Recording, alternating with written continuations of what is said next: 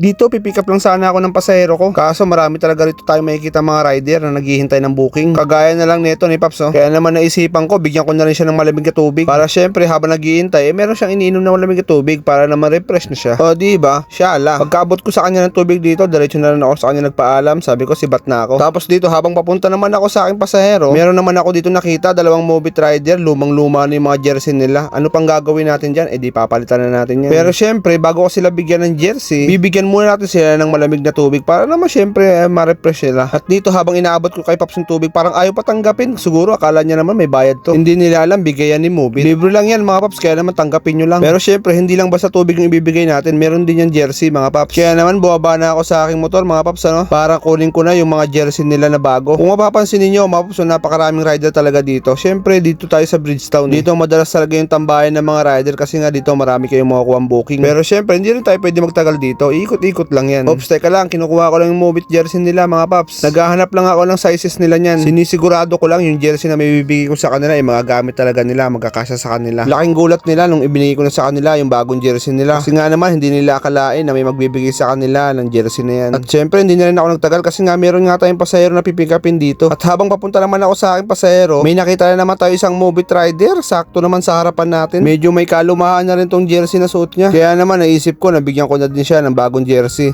So ito na nga siya mga Paps, dumating na siya. Medyo naawa kasi ako sa jersey niya, kaya naman naisip ko talagang papalitan ko talaga to. Kaya dahan-dahan ko tinulak yung motor ko para mapalapit sa kanya. Mapalapit sa kanya talaga ba? Joke lang, talagang bibigyan ko lang siya ng bagong jersey. Siyempre malamig din na tubig mga Paps. At dumating na din pala yung pasahero niya na napipick upin. Laking gulat niya nung inabutan ko siya ng bagong jersey, hindi niya in-expect yun. Hindi lang yun, inabutan ko rin siya ng malamig na tubig. Siyempre alam niyo naman napakainit ang panahon ngayon. Kailangan na kailangan talaga natin yan. Alam niyo ba Paps, nagpapasalamat lang ako kay Mobit kasi nga meron siyang mga paganito. Kasi alam naman natin na hindi ko to magagawa basta-basta kundi dahil kay Mobit mga Paps. Nakakatuwa din si Mobit kahit papaano sinusuportahan talaga niya yung mga rider niya, hindi niya pinababayaan. Kaya naman sa iyo Mobit, maraming salamat.